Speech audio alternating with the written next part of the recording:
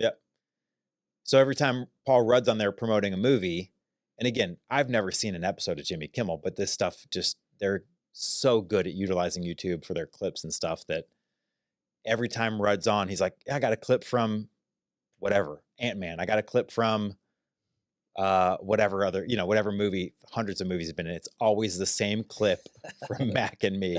And it's like, Kimmel acts like he's surprised and he's like, you got me. But it's fun. I love that stuff. Yeah. Yeah. It's like Norm Macdonald doing, and you guessed it, Frank Stallone. Yes. Everything was Frank Stallone. Yeah. I love the one of him, like, it's a roast or something, and he comes out like the clean dad jokes. I forget who it's a roast of, but it's so funny because everyone is just dirty and raunchy and just like, telling the taboo jokes. And Norm Macdonald is it's clean and it's all dad jokes. Yes, And it's I remember that. And the entire show, he sat there reading a newspaper, covering his face. Yeah. And they would make a joke about him and he would kind of peek Peer over out from the newspaper and then go back. Norm Macdonald was a genius. Oh my God, it's so good. And it's that, like, it's almost like anti-humor, right? Yeah. It's almost where it's like, hey, this is what's trending, or this is what's funny right now. I'm just going to go the opposite way. And on that same special, yeah, he told like 2 or 3 jokes and you could tell people were like, what's happening? By the 4th or 5th joke, they're like, oh, okay. This is classic here. He's the anti-raunchy. Yes. Yeah.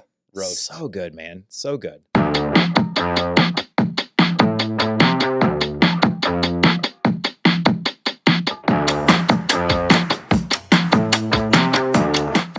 Well, hey, I'm sitting here with Zack Smithey. Zack Smithey. Yes. Local artist. I asked you earlier what you called yourself.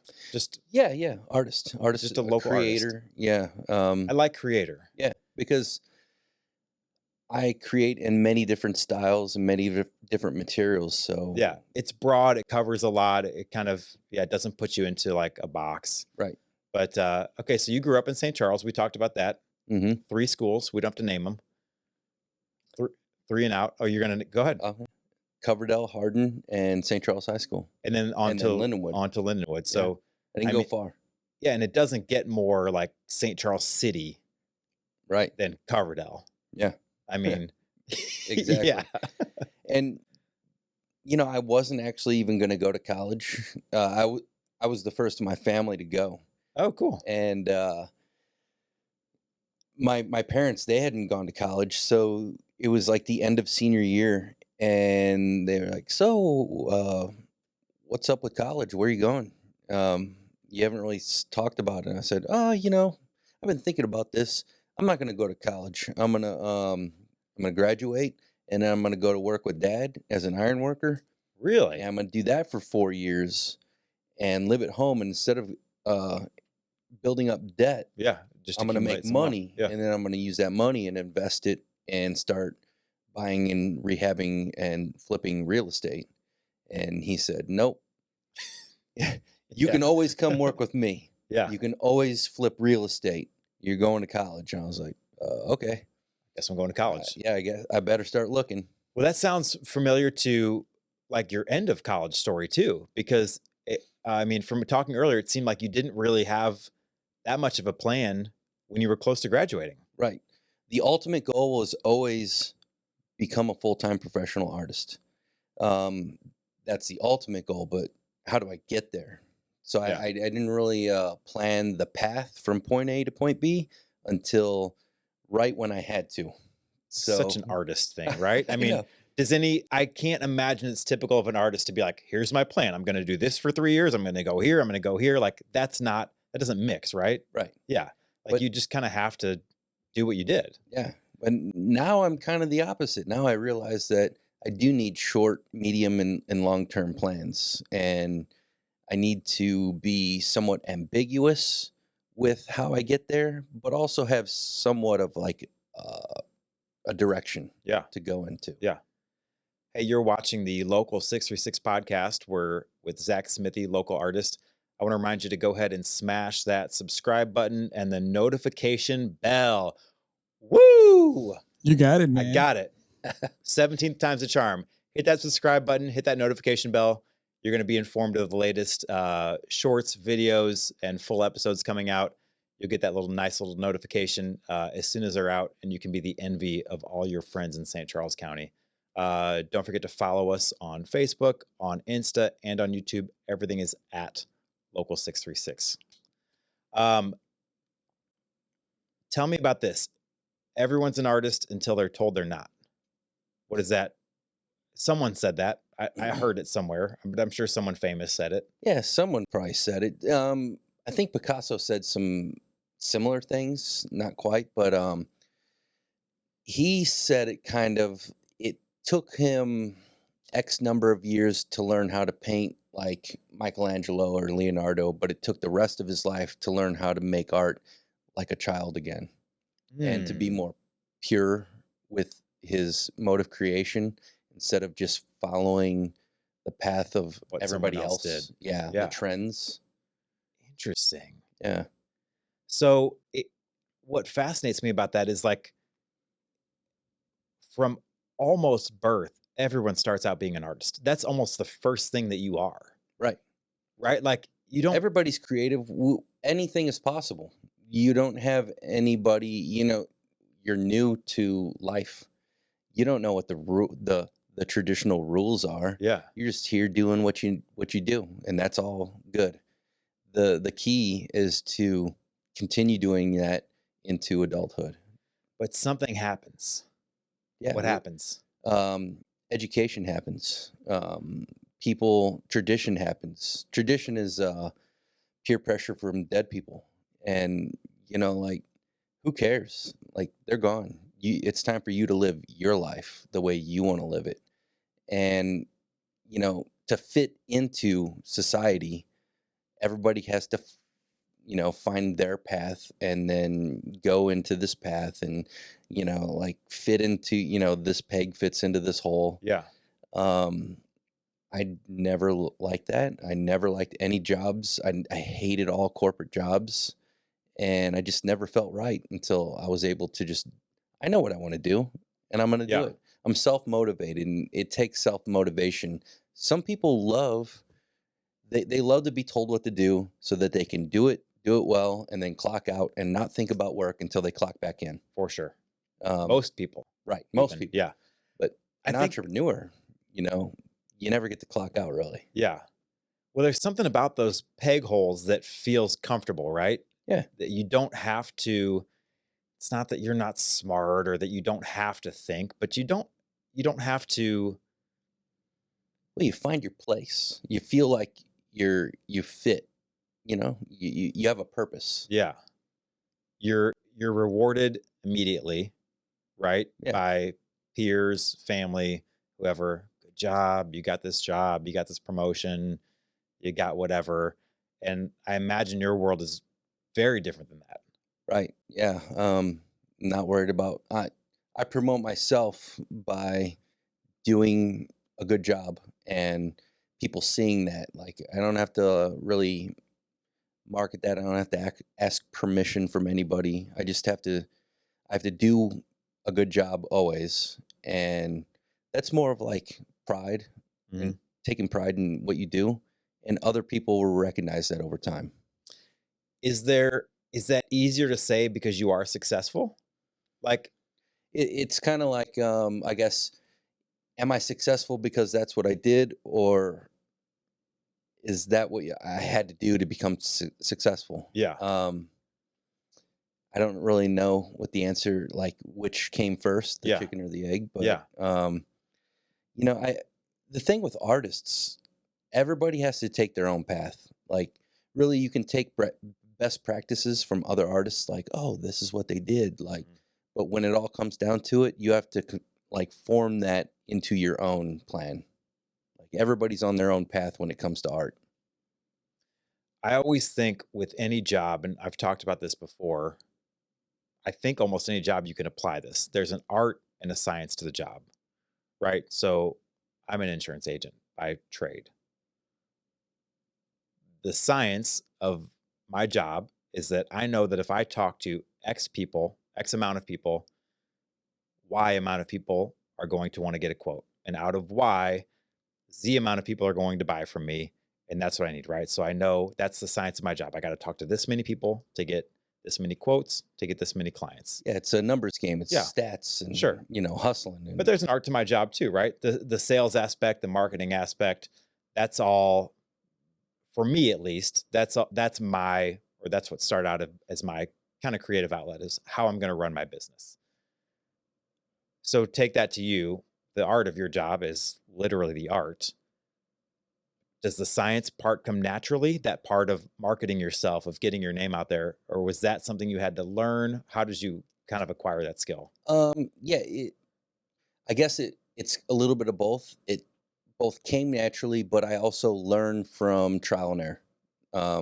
You try this, it doesn't work. You try this, that works. So maybe I'll deviate towards this direction a little bit more because that's working. I think there's like unrealistic expectations among artists to be like a purist no matter what. And that can cause some people to continue to head down this road that they think like, I cannot be affected at all by anything. Otherwise, I could be seen as a sellout. Okay. And really, like, I can be me. I can be me and do many different things. And certain things will lead to more success than other things. And as long as I'm not completely selling out to what other people want me to do, I'm totally fine with adapting towards what works and what doesn't. Because if I'm doing something that makes me more money, for me personally, I'm going to reinvest that money back into myself and into my art so I can purchase my autonomy. So that Mm, one day I like that. I won't have to give a shit what anybody thinks or anybody wants at all. What is, you mentioned like being pure and selling out, and like, what is that to you and what is that to an artist? Um, Growing up, I kind of subscribe to this, like I'm a purist, I'm an artist, I do what I want, I'm unaffected by the outside world or what anybody else wants. Mm. Um, and then I found that every once in a while you have to self-reflect and go back and just think about like who you are, where you've been, where you're going. And I found that, yeah, I actually am being affected by my environment. We all are, whether you think you are or not. And the point is to stay true to yourself while you're being affected by because it's like a learning experience. You're learning how to survive. You're learning that like this over here works, I make more money. This over here doesn't work, I'm just adding to my own collection of Yeah. things. There's that thing of like, and I'm a big like music fan, and I like, you call like scene music, or like the Warp Tour scene, that kind of punk and pop punk and metal and emo and screamo and all that. Alternative is kind of the larger category. Hmm. And I feel like that's where that sellout label gets applied to the most when talking about music. Oh, yeah. And I remember a band I like called Bayside put out an album. This is probably 10 or 15 years ago. And they got a lot of heat because they had just signed to a major label, and the sellout thing was being tossed around. And they were like, look, we made what we liked. A lot of other people like it now. Does that make us sellouts? Or does that make the person that's working at Target or Best Buy that is really a punk, are they sellouts? And it's like, and they were careful not to call their fans sellouts and stuff like that. But it's like, that's the person that's selling out. That's the person that's taking a job for whatever dollars an hour that they don't want to be at. That's the sellout, Right. right? That's the person that's going against that's compromising their, not necessarily integrity, but what they think or what they want to do for a paycheck. And well, if you think about like the possible directions that you can take in life, different trajectories, really you should think of it as a cloud of possibilities, because there are many things that I would like to do. And it's not like if I choose to do something different that's selling out. I'm just choosing one direction of many possibilities to choose from. And some might be popular, some might not be popular. Yeah. So if it's popular, who cares? Like, that popularity doesn't mean you're automatically selling out. Right. When it's popular and you're doing it to get popular and you don't want to do it, that's selling out. Yeah. Yeah. But if it's something that's within you and it just happens to have gained popularity, Yeah. there's nothing wrong with that. And that's, if people want to judge for that, I mean, I think that's more of a reflection of how they feel or how they interpret it. Yeah. Or even what they want you to be, you know? Yeah. I'll still stay within the scope of things that I want to do. I still call my own shots. Yeah. And that doesn't mean that I'm not going to negotiate and work with a client on a project. It just, I'm not stuck in my ways. I'm not hard to work with, just so I can label myself as a purist. Yeah. Yeah. But you're going to do it your way. Right. And that's, I think, what people like about you and what they like about your art is that it's your way. It's unique. It's different. And yeah, like you said, just because it has gained popularity doesn't necessarily equate to that. And like, although I've been a full-time professional artist with no other jobs for the last decade, I actually do still have two jobs. One is making whatever I want, and the second job is making whatever my clients want. Do you look at that first one of making whatever you want? Do you look at that as a job? I mean, I don't really feel like it is a job. Like in the But, sense like, that like I need to work it's so many hours on this, or I need to be doing this, or you look it's at it the like most that? functional label that I can give it is Okay. a job. Yeah. But I don't consider it a job. I just feel fortunate that I get to wake up and make art every day. Yeah. Or whatever. Yeah. Now, you've got, and correct me if I'm wrong, but two things come to mind when I think of Zack Smithey, and that's your house and the Mission Taco mural. Are those the two kind of best known things right now, or is there something else that I'm not? The Mission Taco Where's mural your house? recently. Hey, there it is. The shipping container. That's 4 containers and 4 containers. Yeah, let's talk about that if we can. Can we put a We'll pin in circle Mission? around the Mission Yeah. later. This is really cool, and it's the first house in Missouri.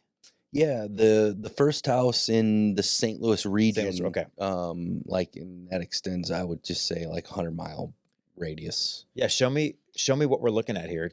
Show the audience what we're looking at here. So it's 3 stories tall. You enter here in the basement area, and you walk upstairs to the main level, and then the 3 bedrooms are upstairs. It's 3,100 square feet. It's 8 shipping containers stacked on top of an 11-foot foundation, and The foundation here is not shipping container. correct. Okay. Yeah, we had to do a standard concrete foundation, and then you can do containers underground, but I don't recommend it. Okay. Metal and underground and moisture Sure. rust over time. But yeah, I mean, you're looking at it. It has a really cool paint job, but when we first built it, it's basically just a cube, which is very simple, and that's a lot different from my early designs, because I had, when you're designing something, it's going to be really creative and cool. It's containers going in different directions, cantilevered over each other, hanging out. It was really wild. But then you have to mix that with reality. Okay, that's all of that is going to drive the price per square foot way up. So either I'm paying for this out of pocket. We wanted to be debt free when we're building this. So either I was going to have to sacrifice square footage, make it smaller, but really creative on the exterior, or make it more efficient. And the most efficient is just to go side by side, straight up, make a cube. Yeah, sure. I mean, for lots of reasons, but not limited to, but including like your HVAC systems, your plumbing, your wiring. I mean, it's all, it's all there. It's a square. Yeah, it's super simple. Yeah. So this being the first, and I didn't really have anybody to consult with, so I did just learn all this myself and do it myself So I said, okay, let's scale back.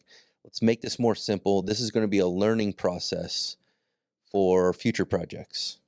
I'll get more creative in the future projects. Yeah.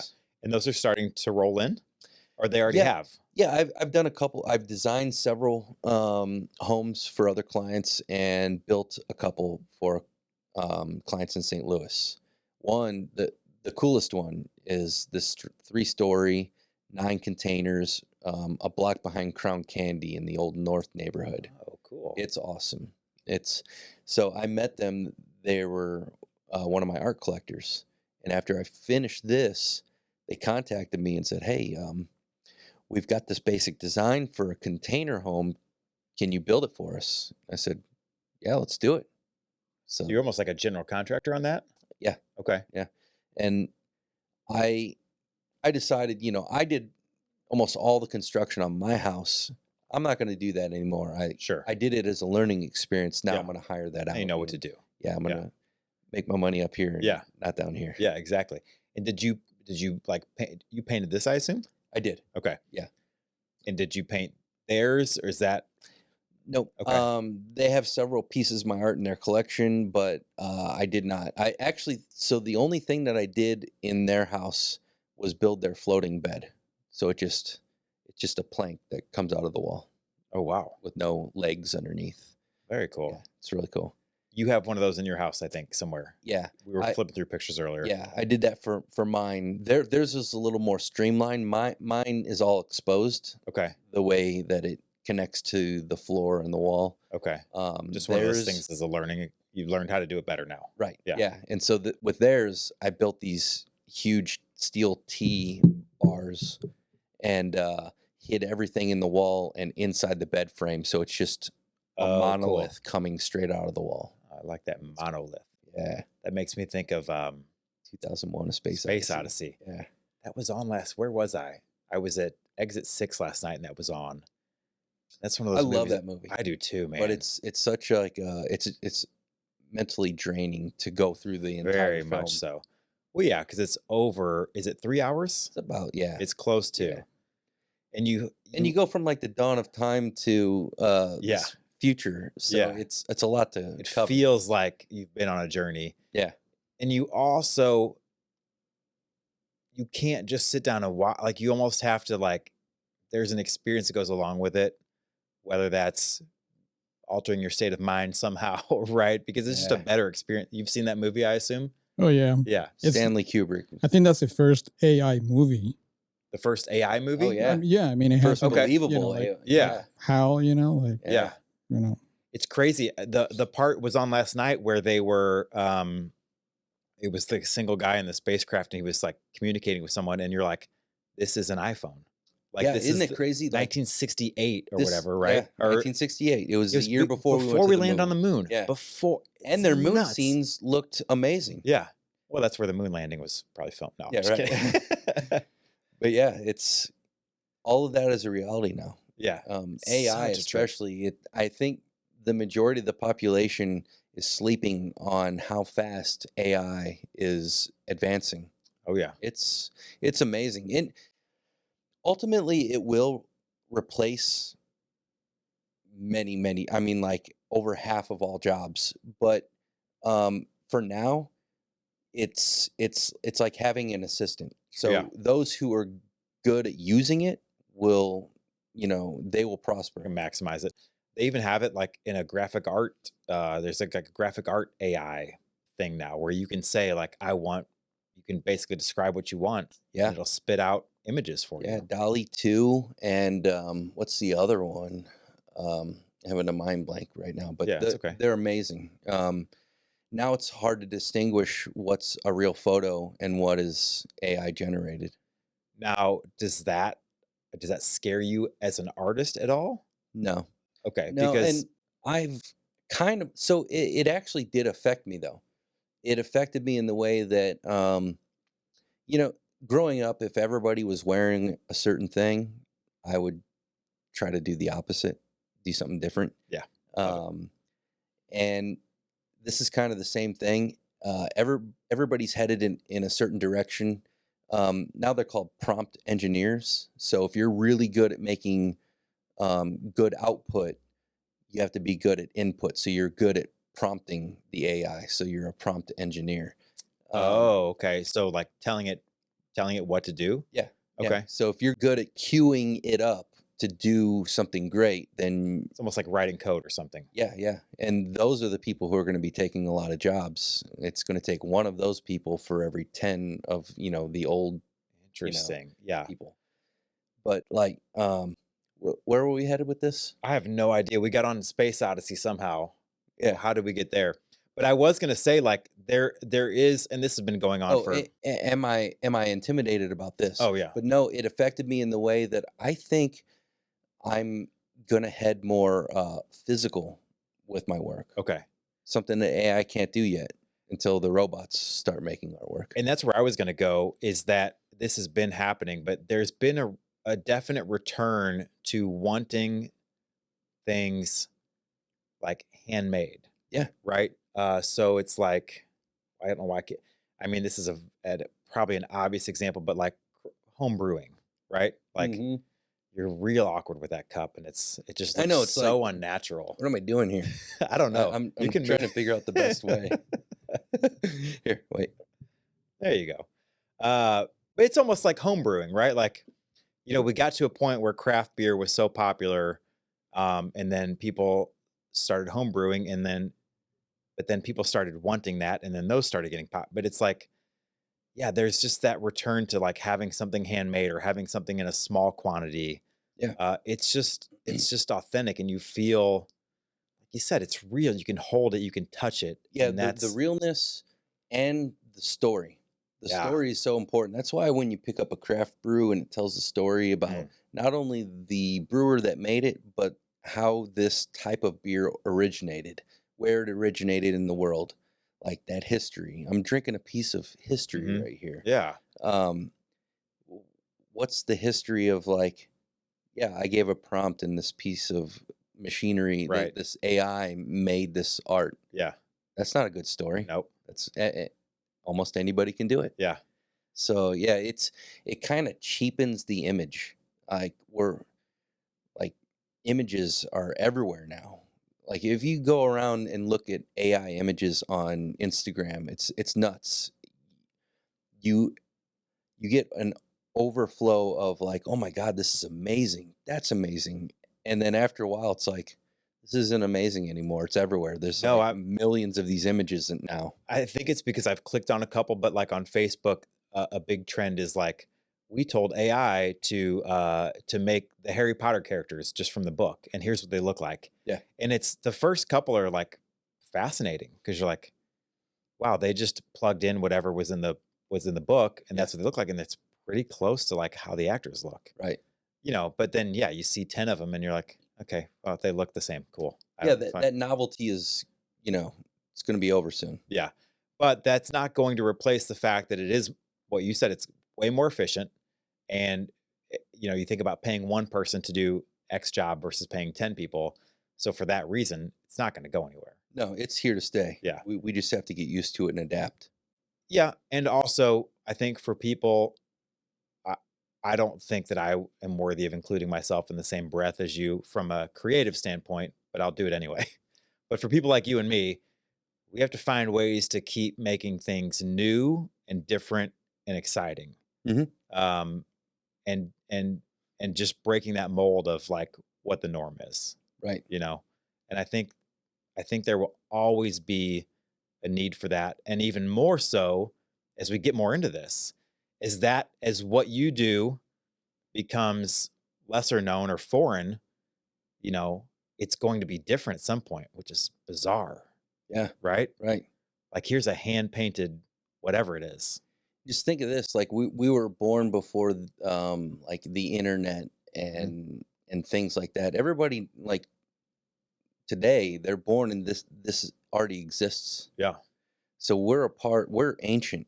We're gonna be ancient. Yeah. In just a couple of decades. Like we were born last millennium. Yeah. We're not even in the 2000s. Yeah. So yeah. I think that ultimately AI is going to be a good thing, but it's going to be a rocky road until then. Like it's going to displace many jobs. People are going to, they're, they're not going to know what to do if they can't do it better than what an AI can do.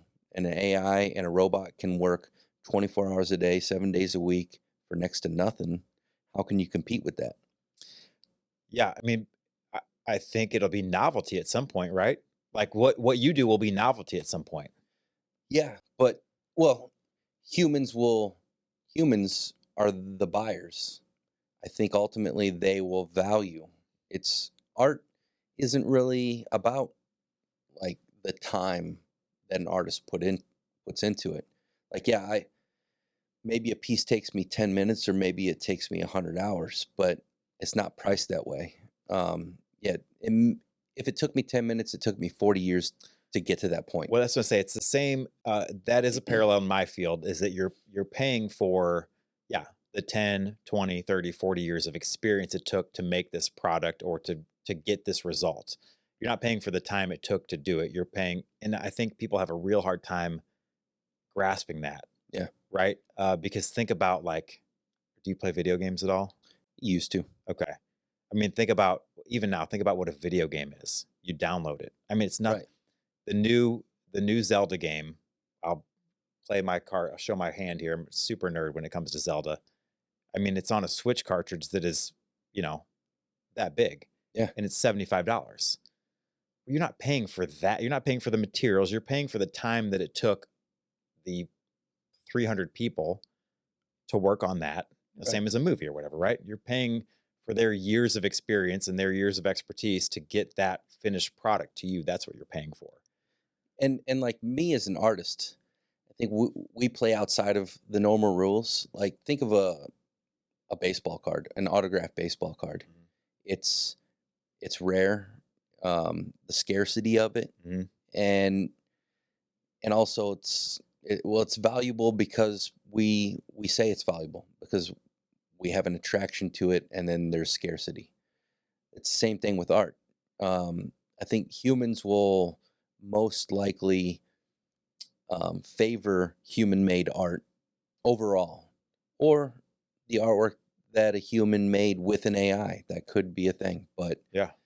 there will still be value there in things that we make. I hope so. That's yeah, At least while we're alive, there will be. yeah, Because sure. we'll be able to tell that story of this is what it is, but I like how you brought up story, because as soon as that goes away, that value might go away. Right. Right. And it's going to take bringing that back, or someone else telling that story of what it is, other than make this. Here's what this should look like. Make this. Something that you kind of touched on with Zelda and the We're going to bring up whatever Zelda again. the thing is that's Yeah. like this big now, or it's 100% streaming now. Yeah. The cool thing is we're getting rid of materials. We're dematerialization of, like, we don't have cassettes and CDs and Yeah. all that shit like clogging up our house. Yeah. We don't have the waste involved. That's fair. Think about in the distant future when AI and robots can make and do anything that we can do but better, and we won't have to do it. It's like the first washing machine was made, and we no longer had to spend hours a day washing. We could do leisure things. We could do more intellectual things. We could do more creative things. Think about when all of the laborious things that we're wasting our days on are taken care of. It's going to be dark in the beginnings, because then it's like, how do I make money? It sounds scary, because what are people going to default to? Well, yeah, I mean, yeah, they could default to drugs and I don't even mean that, but just are they going to use that time to be productive and creative? And I think ultimately we still want purpose, and like now, like YouTube podcaster or YouTube creator, like that's new. Mm-hmm. Because of technology. We could do that. We could do other things. We don't even know the jobs that we're going to create when all of the jobs that we don't want to do are gone, like the jobs that the robots are doing.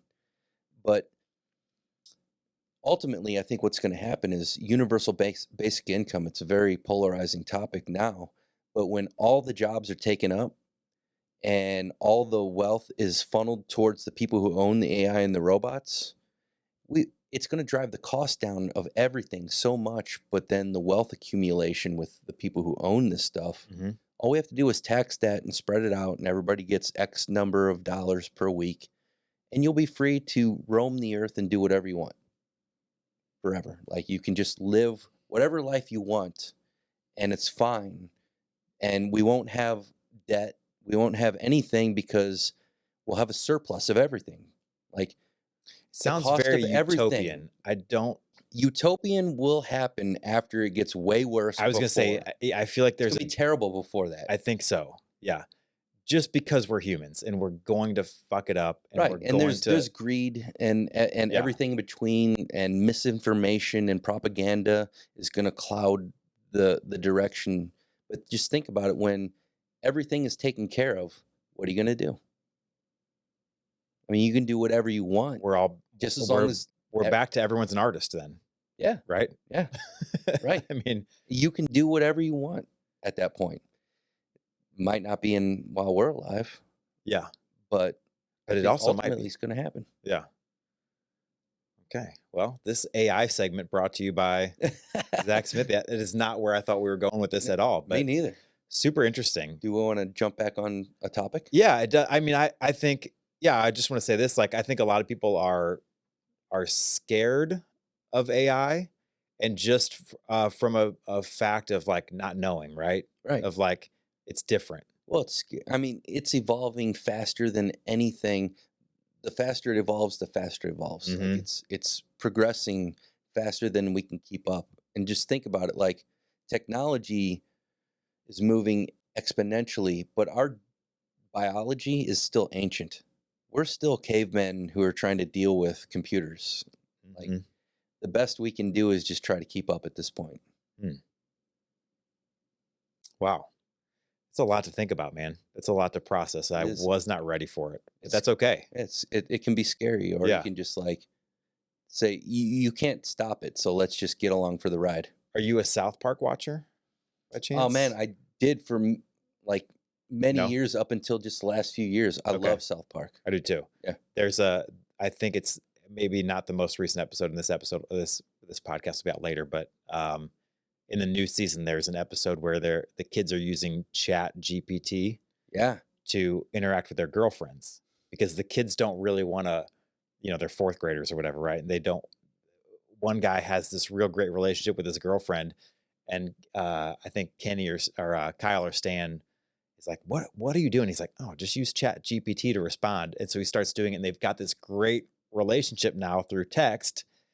But she calls him out at one point. She's like, thanks for saying that. And he's like, he has no idea, right? Because he's just copying and pasting into the Chat GPT. Yeah. And obviously the whole thing blows up in their face. But that's another thing that you would never think about, that it can be used for that. It can be used conversationally. Right. I mean, it's built upon language models. It's a large language model is what it is. So it learned from us how to behave. Yeah. I learned from watching you for that commercial. Yeah. But it's like anything where it's like the first like implementation of it is going to be shitty because we're shitty. Right. You know what I mean? Yeah, like, I mean, it's designed after how can we use this to like, to do all those the meaningful tasks, but like, how can we use this to like, I don't know. And it's going to have certain biases built in because we have biases. Yeah. And it's going to, once it goes beyond us, then that's when we're going to see the real progress. Clockwork Orange. Yeah. I don't know. Another Kubrick movie. Love that movie. It's a weird one, man. Yeah. The eyeballs. I can't I can't watch at that point. That's so bizarre. I don't know how we got on AI, but that was super interesting. Yeah. Yeah. Let's talk about you some more. Cool. The real you. Have you seen the movie AI with Kevin Spacey? I used to be. This is like early 2000s, maybe. Is it Haley Joel Osment's in it? Yeah, the kid. Yeah. He was the robot. Jude Law is in it. Yeah. Good Jude Law I performance. forgot that Kevin Spacey was in it. Kevin Spacey may not be in it. I may have made that up. But yeah, it was Spielberg. Yeah, it was a Spielberg great movie. film. Yeah. Yeah. Kevin Spacey's in a movie called K-Pax, That's right. and I may have been confusing those two. Yeah, but AI was good. AI was good. Yeah. Mhm. Haley Joel Osment, Jude Law. Yeah, he's like a robot. He's like an Yeah, he's and like he an wants AI. to be like He wants to be just human. like the other human boys. Yeah. Yeah. Tearjerker. You were going to. Well, I want to go back to your house, and you Yeah. have to pull it back up, or you can. It doesn't matter. But bringing this back to like St. Charles and local stuff, we were talking earlier. I think people were really like, you submitted all the paperwork. It was totally fine to do, above board, legal, but at the same time, you did it, and people were like, "Wait a minute." Yeah. So when I did my designs, I submitted them to the city. I asked them, "Do you have any ordinances that would prevent the construction of a container home?" Yeah. They said no. So I submitted them. They had to pass it because it passed all the structural, safety codes. But once these containers got stacked up and people saw it and started calling in and we're like, what did we get ourselves into? What is Mhm. this? It wasn't too much longer after that to where they started drafting up ordinances against any future container homes. And this is, you said 16, 17? Yeah, 2000. I started in 2016, finished in May of 2017. It took a year and 2 weeks. Okay. I mean, I could have done it a lot faster if I had a whole crew, but Well, that's not what it was all about. yeah. And so there is now ordinance against a shipping container home. Yeah. However, It's a political roundabout against container homes. Like you can still build with a container, but none of it can be showing on the exterior. It has to have a pitched roof. okay. And there are a few other, like, basically it has to, It has to look, look like like a a normal house. Gotcha. You have to put, basically, you can't have metal vertical corrugations. You have to have plastic horizontal corrugations like everybody else in their vinyl siding, Huh. pitched roof. But Interesting. I think what you're alluding to, the people who passed those ordinances are no longer in office. Right. So, yeah, we could get that overturned. And as of the recording of this podcast, we have a pretty progressive, I would say. Yeah. As far as like municipalities and city government goes, a pretty progressive thinking regime. Yeah. Right. Yeah. And they're even now, so it's kind of come full circle to where they're consulting, or they're using you to consult on future shipping container projects, not single family homes, but commercial projects. And tell me about that. Like, that's So, all in Frenchtown? That or? was it was pretty vindicating to have them I contact bet me that felt after good. Yeah. like, getting shit on for several years, and then now the mayor and other city officials contacts me and says they want to do a shipping container development down in Frenchtown on 2nd Street and asked me to design it.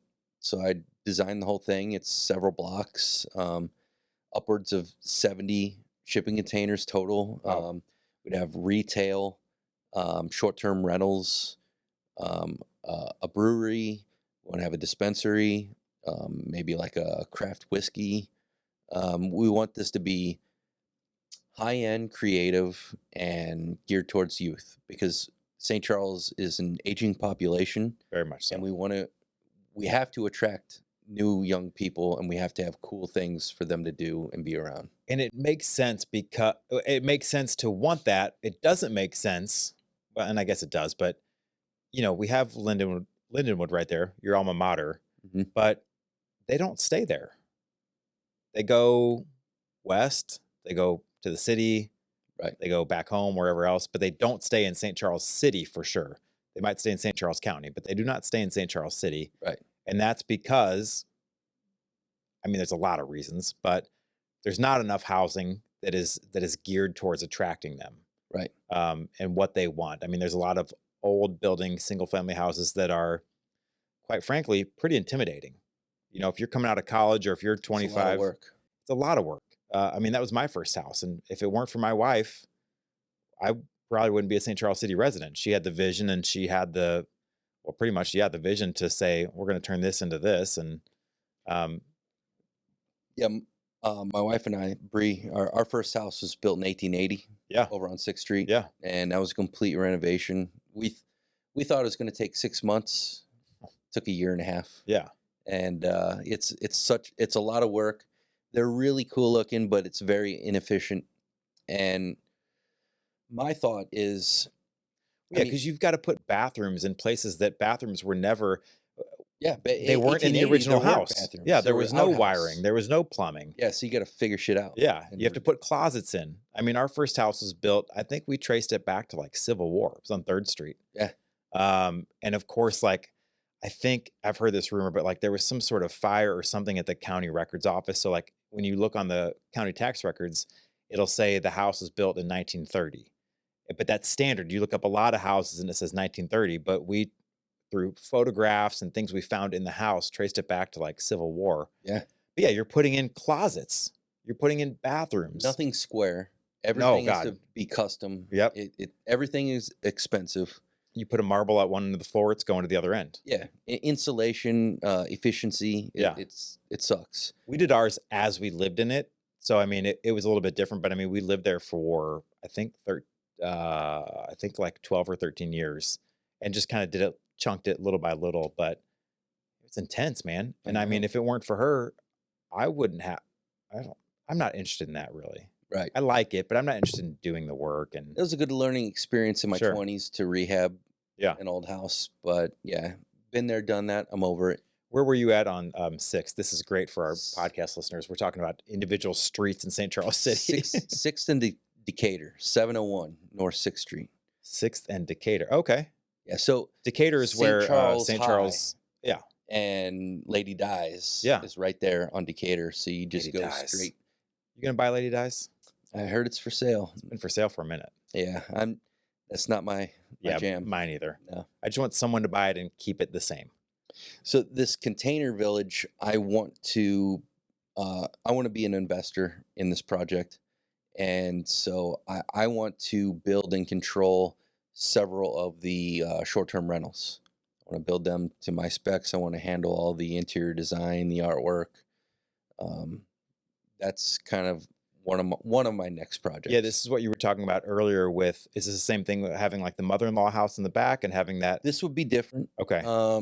That I don't think that fits into this development. Okay. But yeah, do want to do that in St. Louis to where I want to build these from scratch. There's a mother-in-law quarters and a short-term rental. The mother-in-law quarters is like itself, it's going to be a smaller house with an art studio. And there's a need for affordable housing for artists with a built-in studio. And then that artist will get to show their artwork in the short-term rental. So when people are staying at this rental, they will see the story about staying here helps subsidize the housing of this artist. This is this artist's work in this house. You can buy it right off the walls. We'll have gallery openings at the house. I'll just block off, a Friday, and we'll have an opening, have a celebration. I love that because it makes it, I mean, we talked a little bit earlier about like the last job that you had, right? Which was teaching at a high school. Mm-hmm. And I'm sure that you like doing that. I'm sure that you enjoy doing that, but that's not what you it was really fun. It was to a do, chapter. right? It got me to the next chapter. Yeah. It was to get you to a place. And so I imagine if you could go back and you didn't have to do that, if you had something like what you're proposing, you would have done that. Right. Yeah. And so I did everything that I've done up to this point out of necessity. Yeah. I love that. And I love what you said, and you just said it again about, you knew at the time it was a chapter. Right. Coming out of college, you knew, well, kind of at the end, you're like, well, shit, I need to do something, right? Yeah. I need to get this job at a high school or wherever as an art teacher. But I think it's so fascinating that you had I don't know if it was foresight, but you just knew yourself and you knew what you wanted to do enough to say that I have to do this to get to here. And we were talking, and I think most people, maybe they start out that way with that vision, but you just get comfortable.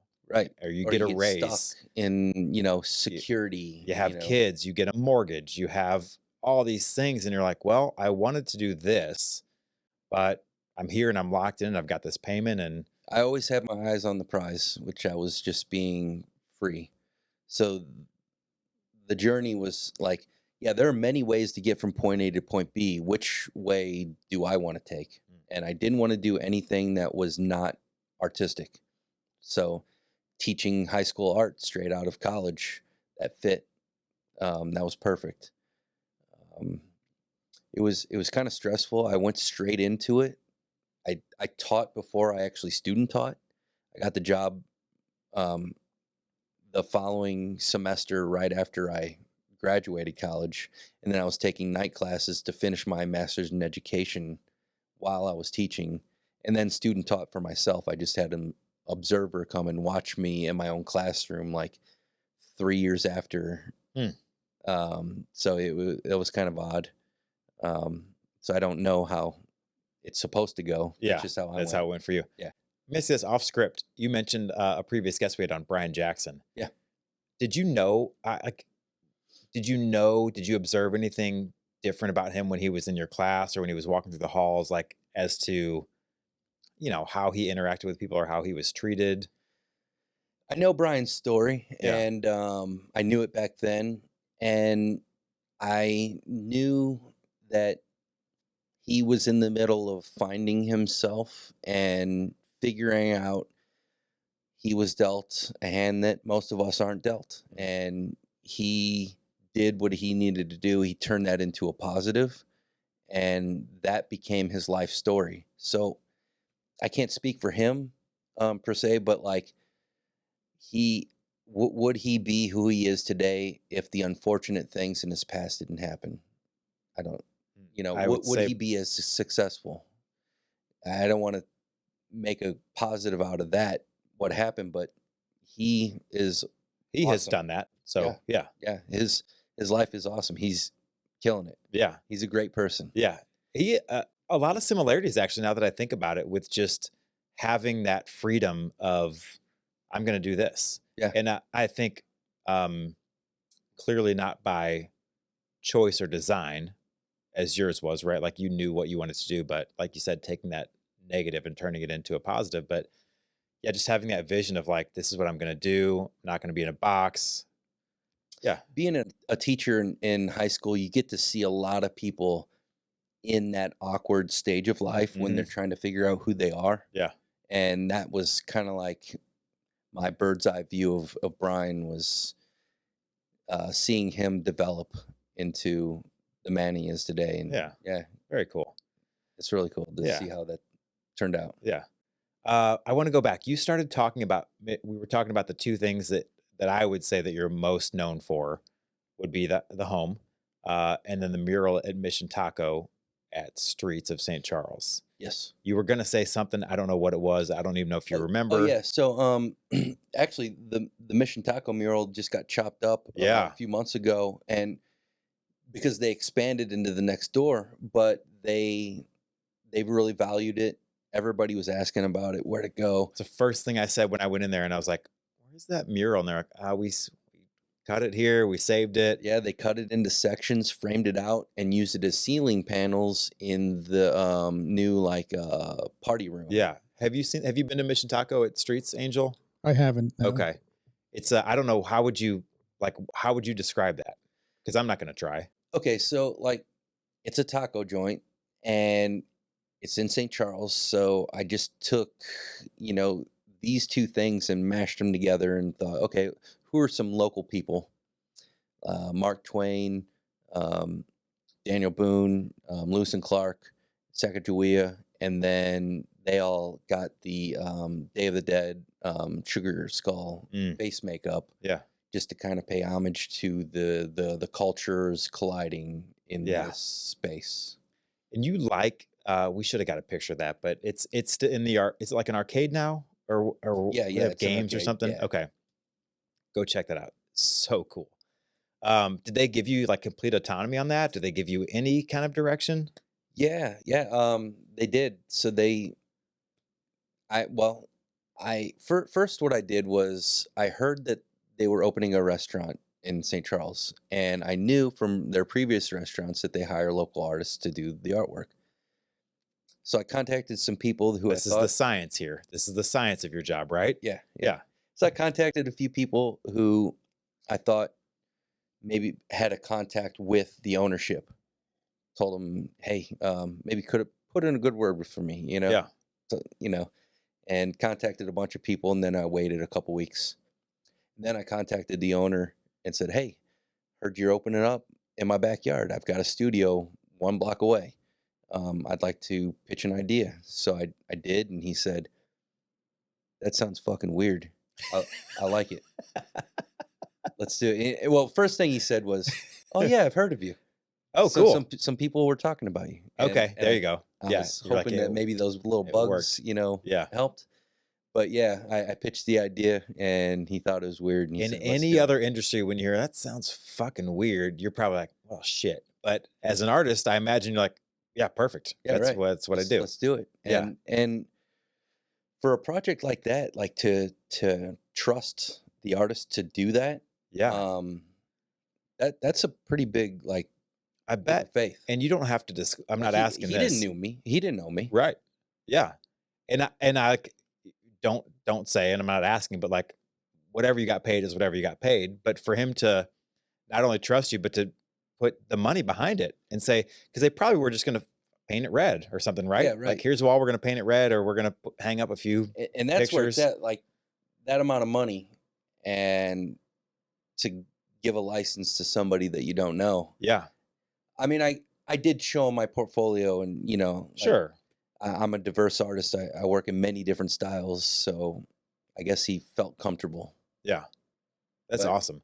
lucky for me, and I love tacos. So You love tacos, and you also love historical figures, especially local historical figures, yeah, right? My icon series. Yeah. Yes. You said something to me the first time we talked, and I hope it's something you say all the time so that you can recall it, because I don't.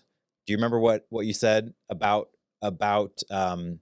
it might even be in one of your bios. This is good audio, right? When I just can't remember what the hell we're doing. You said something about it lets them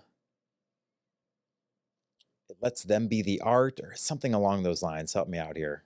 Any idea? Who is them?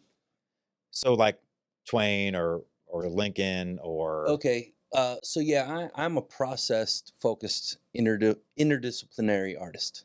So interdisciplinary. English, please. I work in many different styles, many different materials. Okay. The process, I am focused more on the how than the what. Okay.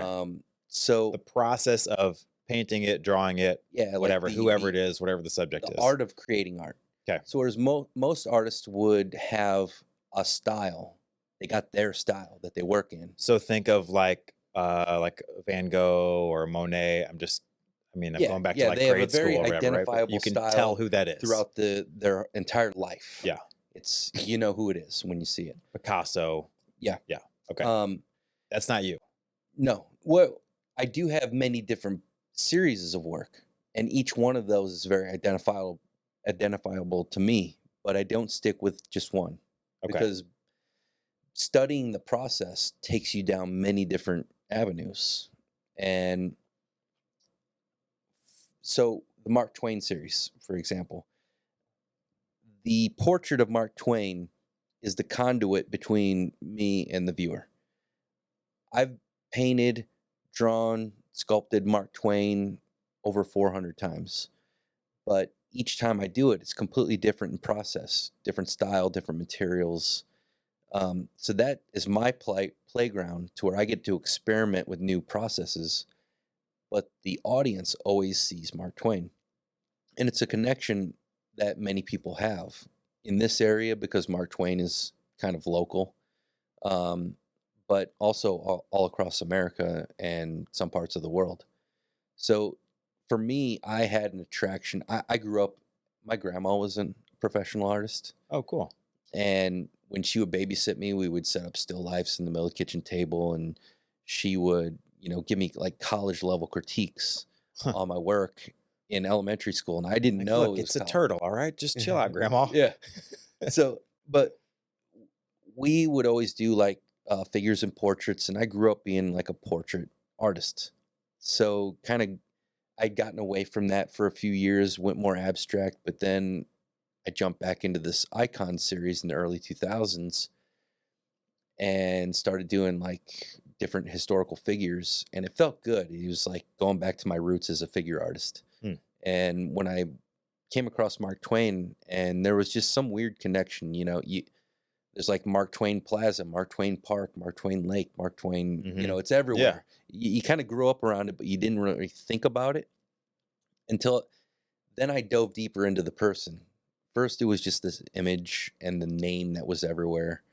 And all of these different things all kind of came together to create this Mark Twain series of mine, which if I was to create a show, show full of my artwork that just showcased the process, and it was all kinds of different styles, you wouldn't know, like, there would be no cohesive element. It Yeah. would look kind of chaotic all in one space. Yeah, correct. So for me, the image was the cohesive element, so that I am now free to make it however I want. But the audience always sees Mark Twain. So like here's you and here's the end result, right? And this is what the audience sees. And you're going to get there, and I'm just dumbing this down. You're going to get there a number of ways, whether it's this way or this Yeah. way or this way or this way or this way. Like you're going to get there however you get there, but without this final result being the same, no one's going to put all these things together, right? Yeah. But because this end result is the same in our brains, The subject has been chosen. The how, the what is no longer an issue. I don't have to think about what I'm making. yeah. I just need to think about how I'm making it. But in the sense of like an art show, like you're talking about, it gives it that cohesive. Here's Mark Twain. Yeah. But here's how I got here on this one. Here's how I got here on this one. Here's how I got here on this one. And in 2014, I finally had like my first all Mark Twain show. It's called Twain's World. Oh my God, dude. Perfect. Come on. Yeah, I know. Oh, we can riff on this for hours, I Yeah. think. Yeah. And so talking about, we kind of touched on it earlier about marketing and this and that. Like an artist, this is some of the stuff they don't teach you in school. Mhm. Is they teach you the fundamentals of art, but not how to be a successful entrepreneur. Sure. So they don't teach you how to market yourself and accounting and all that stuff. Well, I mean, the difference between you and someone who's selling their artwork on wherever, pick a street, right? Yeah. That's living in poverty is the science of what you do. Mhm. It's the marketing, and it's getting out there, and it's making sure you're known. And it doesn't mean that you're a better artist.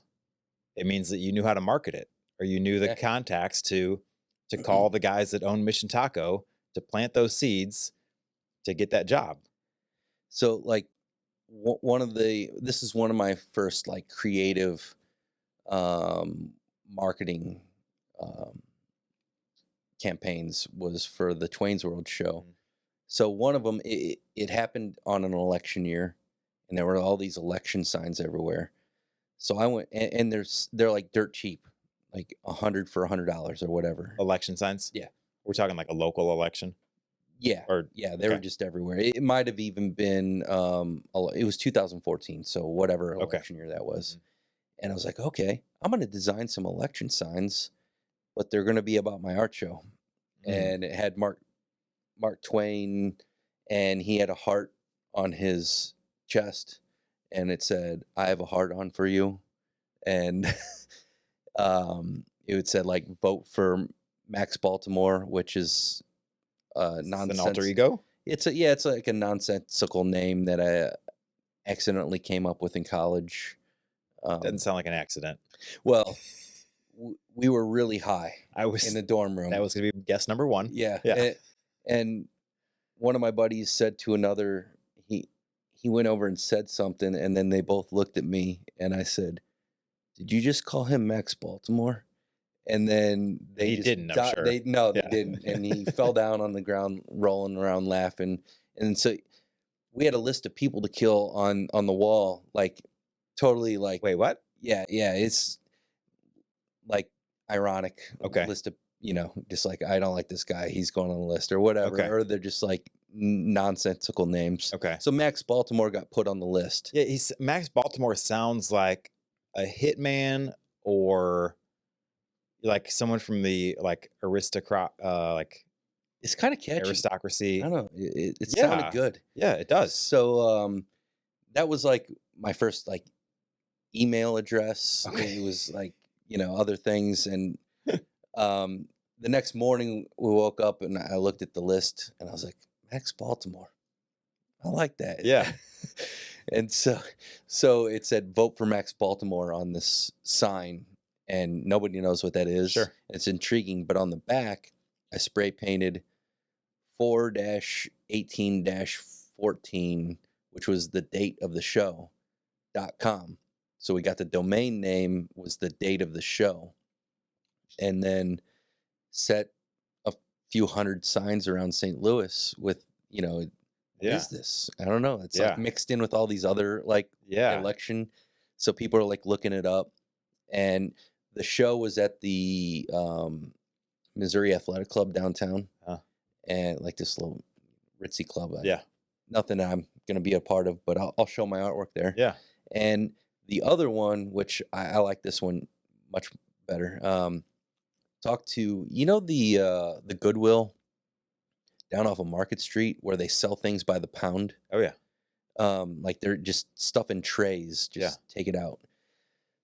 I asked them about like, we're looking to do the show. I had a partner who actually he was making the connections and making calls while I'm making art for the show.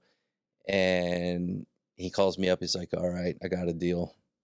They're going to donate 1,000 pounds of purses and wallets. And I was like, okay, what are we going to do with this? And I thought, okay, there's a, at the time, it was a ransom note generator it was a website. So you type in something and it looks like it was like cut out letters. Yeah. And it was a cryptic letter that kind of led you to the show. And then we just took random objects and put it in the purses, and like some like fake IDs, like really cheap stuff. A note as well and put it in the purses. So we put the note in every purse, and then just random objects in there, and then just drop purses and sidewalk all over St. Louis and the surrounding areas, because everybody's gonna pick up a purse and a wallet and look inside, and then they're gonna see, some people. And in the note it said you can keep this. You can give it to somebody, or you can bring it to this place at this time and receive a free limited edition print at the show. Wow. And we received over 100 came back the night of the show. And wow. And people were telling stories about where they found them. And one guy actually found one in a dumpster where somebody actually found it, didn't like it, threw it away. And then this guy was dumpster diving. He found it and he's like, wow, I'm going to take this. I'm going to go get a free print. And so he shows up at the show.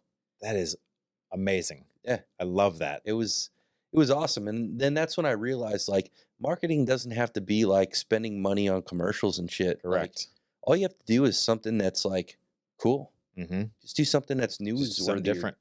Yeah. Yeah.